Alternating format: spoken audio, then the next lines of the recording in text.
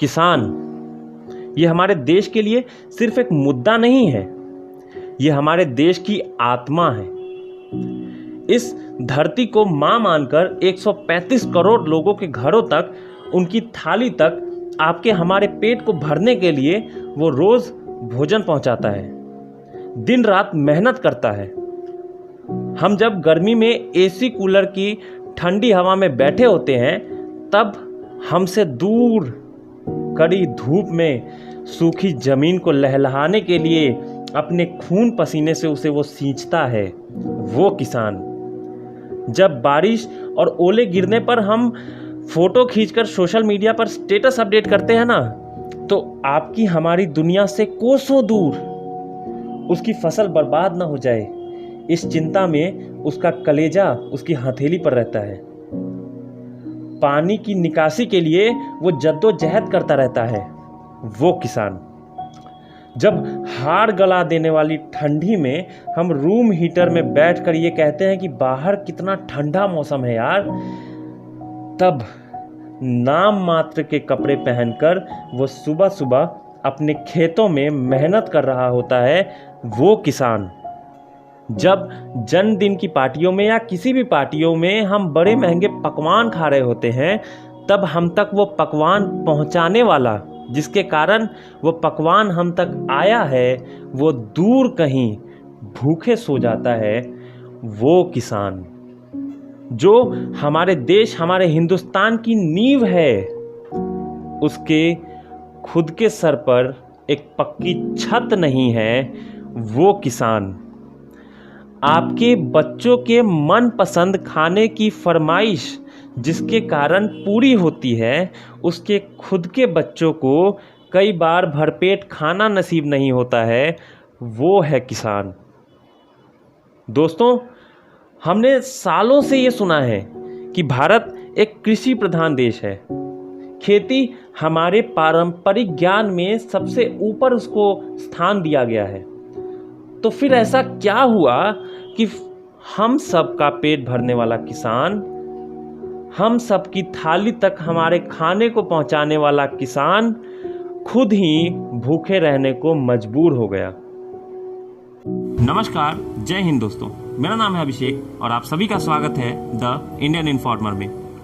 दोस्तों, सुबह नाश्ते में ब्रेड से लेकर रात के हमारे 56 भोग तक, भगवान को चढ़ाए जाने वाले प्रसाद से लेकर शादी विवाह के उन रॉयल डिशेस तक, बच्चों के छोटे से कुकीज से लेकर हमारे हेल्दी बिस्किट्स तक, ये सब यूं ही हमारे पास नहीं आते हैं।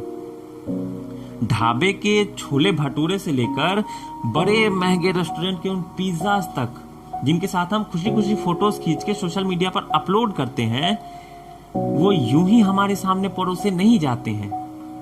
हमारी फैमिली जब कहीं, हमारे परिवार के साथ हम जब कहीं बाहर घूमने जाते हैं या फिर कहीं सब मिलकर बाहर खाना खाने साथ जाते हैं, तो उस वक्त जो हम सुपर थाली ऑर्डर करते हैं ना, उस सुपर थाली के पीछे जिस सुपरमैन की मेहनत होती है, वो है हमारा किसान।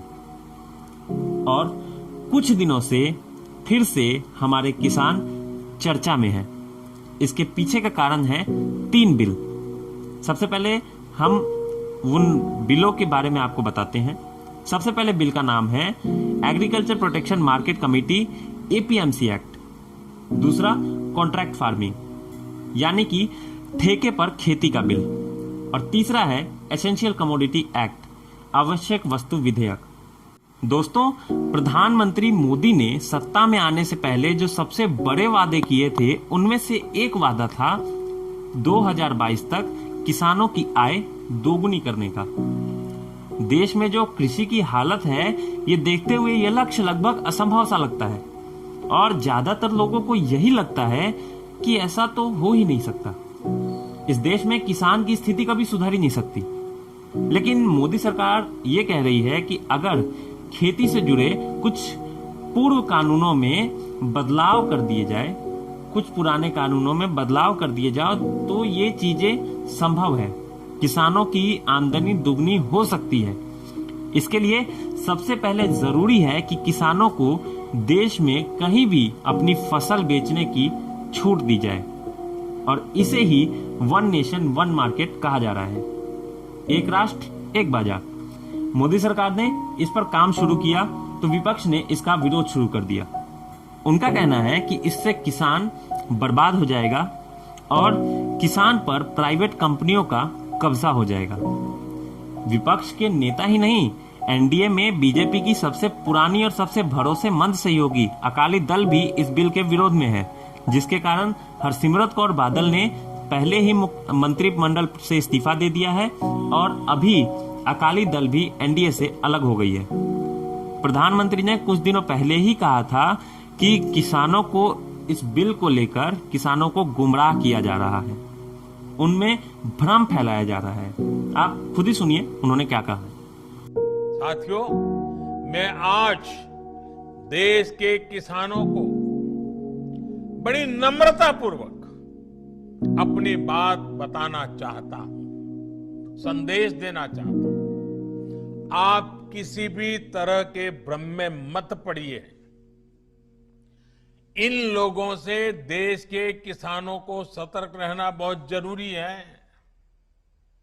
ऐसे लोगों से सावधान रहें जिन्होंने दशकों तक देश पर राज किया और जो आज किसानों से झूठ बोल रहे हैं।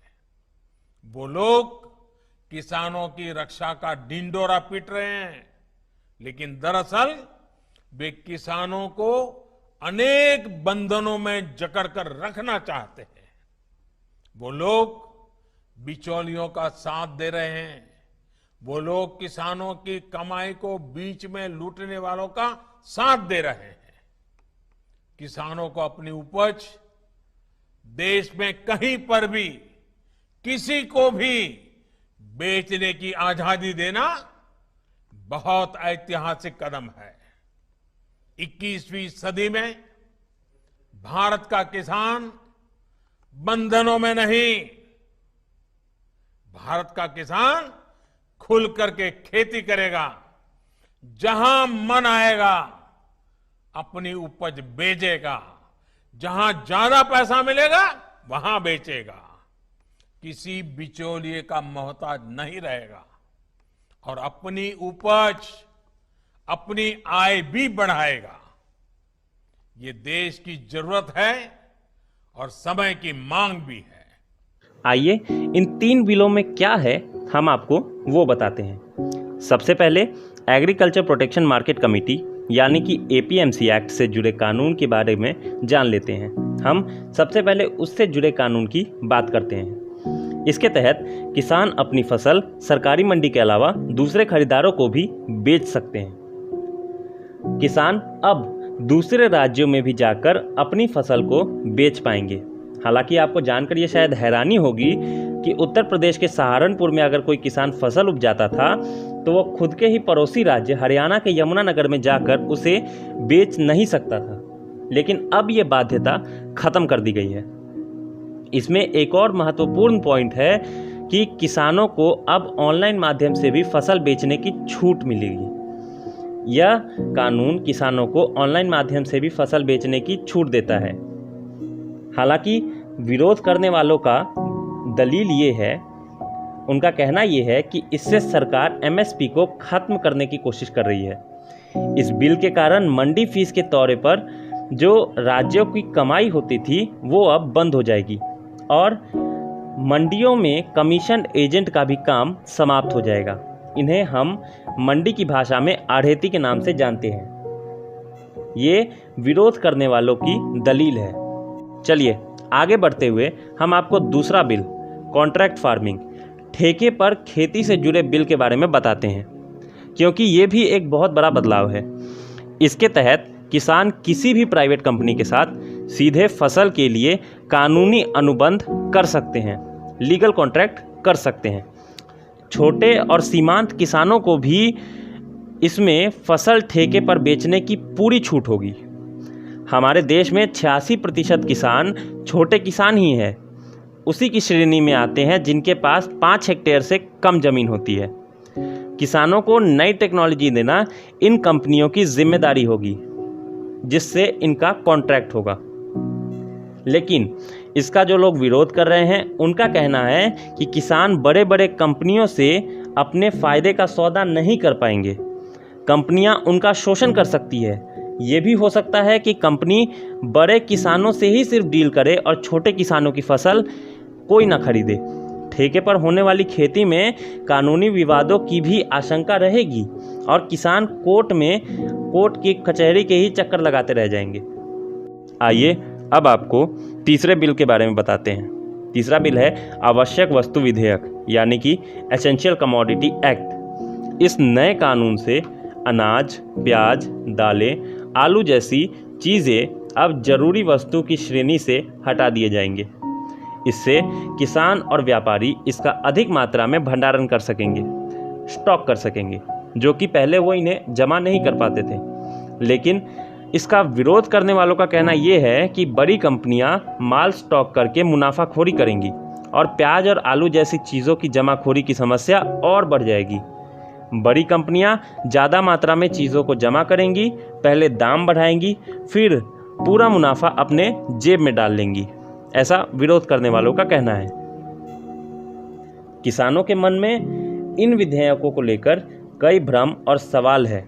यही कारण है कि कई राज्यों में किसान अभी विरोध प्रदर्शन कर रहे हैं, क्योंकि किसानों को ये लग रहा है कि इस कानून से न्यूनतम समर्थन मूल्य, यानी कि एमएसपी, न्यूनतम समर्थन मूल्य समाप्त हो जाएगा और उनका हक उनकी ज़मीनों से छीन लिया जाएगा। अब हम आपको भारत के अन्नदाता के बारे में कुछ और महत्वपूर्ण बातें बताते हैं। वर्ष 2011 की जनगणना के मुताबिक भारत में लगभग 52% लोग कृषि से जुड़े हुए हैं। जीडीपी में कृषि का योगदान 17 से 18% है। इसका मतलब लगभग आधा देश जहां कृषि से जुड़ा हुआ है, उसमें सिर्फ 17 से 18% जीडीपी में उसका योगदान, मतलब कुछ ना कुछ परेशानी, कोई ना कोई गड़बड़ ज़रूर है। वर्ष 2016 की एक रिपोर्ट के मुताबिक हमारे देश के किसानों की औसतन कमाई 6,400 रुपये महीना है। प्रति महीना सिर्फ 6,400 रुपये, मतलब औसत सालाना कमाई 77,000 रुपये के आसपास होगी। यानी कि एक साल में हमारे किसान औसतन 77,000 रुपये ही कमाते हैं। भारत के 52% किसानों पर कर्ज का बोझ लगभग 1.4 लाख रुपए है। यानी कि औसतन सालाना कमाई के 2 गुने के आसपास हमारे देश के किसानों पर कर्ज है। सिर्फ वर्ष 2019 में ही 10,000 से ज़्यादा किसानों ने आत्महत्याएं की है और ज़्यादातर किसानों की आत्महत्या की वजह उन पर कर्ज का बोझ ही था। 1995 से लेके अब तक देखें तो 3 लाख से ज़्यादा किसान आत्महत्या कर चुके हैं। बिचौलियों के बारे में आप जानते होंगे और अक्सर इन्हीं की वजह से हमारे किसानों को किसी भी अनाज मूल्य का सिर्फ 10 से 23% हिस्सा ही मिल पाता है। यानी कि अगर हम बाज़ार में चावल 100 रुपये का किलो खरीदते हैं तो हमारे किसानों को ज़्यादा से ज़्यादा सिर्फ 23 रुपये ही उसका मिल पाता है। देश के 76% किसान कृषि के अलावा कोई और काम करना चाहते हैं। इसकी सबसे बड़ी वजह है खेती में कमाई का इतना कम होना। और आपको ये जानकर आश्चर्य होगा कि मौजूदा लोकसभा में 38% सांसद किसान हैं। यानी कि जिस देश की संसद में हर 3 में से 1 सांसद किसान हैं, उस देश में किसानों की हालत इतनी दयनीय है। बड़ी बड़ी दुकानों से, सुपरमार्केट से, मॉल से जो हम मल्टीग्रेन चीज़ें खरीदते हैं, उसके लिए हम बहुत मोटी रकम देते हैं, मगर किसानों को इसमें से बहुत ही छोटा सा हिस्सा मिलता है। और इन्हीं सब के कारण किसानों की कमाई बहुत ज़्यादा कम है और किसानों पर कर्ज बहुत ज़्यादा है। अब हम आपको इतिहास में थोड़ा पीछे लेकर जाना चाहते हैं। जब अंग्रेज भारत आए थे तो उन्होंने एग्रीकल्चर मार्केटिंग बोर्ड का सिस्टम शुरू किया था। इसके तहत किसानों को मजबूर कर दिया गया था कि वो अपनी फसल मार्केटिंग बोर्ड में ही बेचें। अंग्रेजों की इसके पीछे ये चाल थी कि किसानों को जानबूझकर हमेशा के लिए गरीब ही रखा जाए, ताकि वे हमेशा कर्ज में ही दबे रहें। और आज़ादी के बाद हमारे देश के नेताओं की भी सोच यही रही। देश आज़ाद होने के बाद इसके बारे में ज़्यादा सोच विचार किया नहीं गया और बस मार्केटिंग बोर्ड का नाम बदलकर मंडी समिति रख दिया गया। ये एक तरीके का एकाधिकार ही था कि किसानों की उपज मंडी समिति ही खरीदेगी। एक मोनोपोली ही थी कि और कोई नहीं खरीद सकता। इसी के कारण जो उपज, जो फसल किसान से 2 रुपये 3 रुपये प्रति किलो में खरीदी जाती थी, वो कई बार ग्राहकों तक पहुंचते पहुंचते 100 गुना तक महंगी हो जाती थी। और मंडी समितियों पर अक्सर राजनीतिक दलों का ही दबदबा रहा है। आज़ादी के बाद से ही किसानों के नाम पर सरकारों ने, पार्टियों ने वोट तो खूब बटोरे, राजनीति खूब की, मगर जिस देश में जय जवान जय किसान के नारे लगते हैं, उस देश का किसान गरीब का गरीब ही रह गया। हजारों किसान आत्महत्या करने को मजबूर हो गए। कई आज भी कर्ज में डूबे हुए हैं। और ऐसा नहीं है कि किसानों की हालत और मंडी समिति की हालत से राजनीतिक पार्टियां वाकिफ नहीं हैं। ये सब समझदार हैं, सब जानते हैं। किसानों की जो 2 मुख्य मांगे हैं, अब हम आपको उसके बारे में बताते हैं। पहली मांग, सरकार लिखित में दे कि एमएसपी मंडी के बाहर भी जारी रहेगी। और दूसरी मांग कि कॉन्ट्रैक्ट फार्मिंग में विवाद की स्थिति में फैसला कैसे लिया जाएगा, क्योंकि सरकारी कर्मचारी कैसे काम करते हैं ये हम और आप अपनी रोज़मर्रा की ज़िंदगी में देखते ही रहते हैं। हालांकि प्रधानमंत्री नरेंद्र मोदी ने इसको लेकर खुद आश्वासन दिया है कि एमएसपी का सिस्टम खत्म नहीं किया जाएगा। ये उन्होंने ट्वीट भी किया कि एमएसपी पहले की ही तरह बनी रहेगी। लेकिन विपक्ष है, उसे तो हर चीज़ में विरोध ही करना है। असल में बात यह है कि हमारे किसान भी 70 सालों से सरकार और सिस्टम से इतने धोखे खा चुके हैं ना कि सुनी सुनाई बातों पर अब उन्हें भरोसा ही नहीं हो पाता है।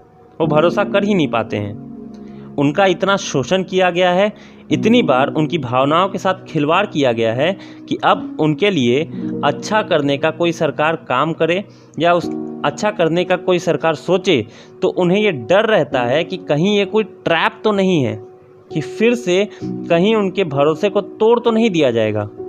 इसलिए वो अब डबल कंफर्म हो लेना सही समझते हैं, सतर्कता रखना चाहते हैं। वैसे कमाल की बात यह है कि किसानों के नाम पर अचानक से विपक्ष के लोग भी घड़ियाली आंसू बहाते हुए नजर आने लगे हैं। ये वही लोग हैं जो आज़ादी के 7 दशकों तक ना तो किसानों को बिजली ठीक से दे पाए, ना पानी ठीक से दे पाए, ना उनके घर में शौचालय बनवा पाए, ना ही फसल बीमा ठीक से दे पाए। अब वही लोग हल्ला मचा रहे हैं कि एमएसपी का, कह रहे हैं कि सरकार एमएसपी खत्म कर देगी। एक बार आंकड़े देखिए, आप उससे समझ जाएंगे, क्योंकि बात सरकार की नीयत के साथ किसान के भले की भी है। 2013-14 में वर्तमान के विपक्ष की सरकार थी। उस समय अलग अलग फसलों की एमएसपी क्या थी आप क्लियरली देख सकते हैं। अगर मुझ पर भरोसा नहीं है तो आप सरकारी वेबसाइट पर भी इस चीज़ के सबूत मौजूद है, वहां आप जाकर चेक कर सकते हैं। ये वही वक्त था जब दाल की कीमतें आसमान छूती थी और किसानों तक उसका लाभ ही नहीं पहुंच पाता था। जो खुद किसानों को अपने टाइम पर सही दाम नहीं देते थे, आज आरोप लगा रहे हैं कि सरकार एमएसपी खत्म करना चाहती है। वो अब सरकार की नीयत पर सवाल खड़ा कर रहे हैं। ये बात हम नहीं कर रहे हैं, सरकारी आंकड़े खुद इस चीज़ की गवाही दे रहे हैं। और बात अगर नीयत की है तो एक बात तो क्लियर है कि किसान भाइयों की नीयत बिल्कुल साफ है। और उनकी जो एमएसपी की मांग है उसमें दम इसलिए भी है क्योंकि वो पिछली सरकारों के कारनामे पहले ही देख चुके हैं। इसलिए उन्हें ये अंदाज़ा है कि कहीं भविष्य में कोई भ्रष्ट सरकार आई तो सिस्टम कैसे काम कर सकता है। इसलिए वो लिखित में इस चीज़ का भरोसा चाहते हैं कि मंडी के बाहर भी एमएसपी की गारंटी उन्हें मिले। हाँ, ये बात बिल्कुल सही है कि किसानों को पूरी तरह से बाजारों के भरोसे छोड़ देना भी समझदारी नहीं होगी। सरकार को इस बात के पूरे इंतजाम करने पड़ेंगे कि खुले बाजार के नाम पर किसानों के शोषण की कोई नई व्यवस्था ना खड़ी हो जाए। अभी तक तो मंडी समितियां थी, बिचौलिए थे। कहीं ऐसा ना हो कि बड़े बड़े निजी कंपनियां, बड़ी बड़ी जो विदेशी कंपनियां हैं, उनके एजेंट आ जाए भविष्य में और वो किसान को खा जाए। ये भी तो हो सकता है।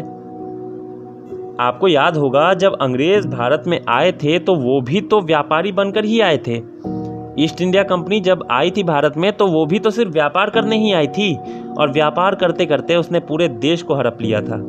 इसीलिए बहुत सारी जो मल्टीनेशनल कंपनियां हैं, ये भी तो ईस्ट इंडिया कंपनी का ही दूसरा रूप है। इसलिए उन्हें रोकने के लिए बराबर इंतजाम करने होंगे। किसान राजनीति को हमेशा से ही प्रिय रहे हैं, लेकिन नेताओं ने सिर्फ उनको वोट बैंक के तौर पर ही इस्तेमाल किया है। हमारे देश में ही लाल बहादुर शास्त्री जैसे नेता भी हुए हैं जिन्होंने किसानों और जवानों को नायक के तौर पर पेश किया है। हम सभी ने किताबों में किसानों और जवानों की तो खूब जय जयकार की है, लेकिन क्या ज़मीनी हकीकत और ज़मीनी पटल पर हम ऐसा करते हैं? खुद से पूछिएगा ज़रूर, क्योंकि हमारे देश में सेना पर झूठे आरोप लगाने वाले भी मेन स्ट्रीम हीरो बन जाते हैं। पार्टियां उन्हें चुनाव लड़ने के लिए टिकट भी दे देती हैं। बड़े बड़े मंचों पर उन्हें आमंत्रित किया जाता है। खैर, ये किसानों और उनके द्वारा चुनी गई लोकतांत्रिक सरकार के बीच की बात है, और हमारा काम आपके सामने दोनों पक्षों की मांगों को रखना था, जो हमने रखा है। इस देश के 3 ही मुख्य स्तंभ है: किसान, जवान और विज्ञान। जब कोरोना ने पूरी दुनिया को ठप कर दिया था, तब ये तीनों काम कर रहे थे हमारे लिए। इसलिए इनका सम्मान ज़रूरी है, इनकी बात सुनना ज़रूरी है। आशा करते हैं आपको हमारा वीडियो पसंद आया होगा। मिलते हैं अगले वीडियो में, तब तक के लिए धन्यवाद। जय हिंद।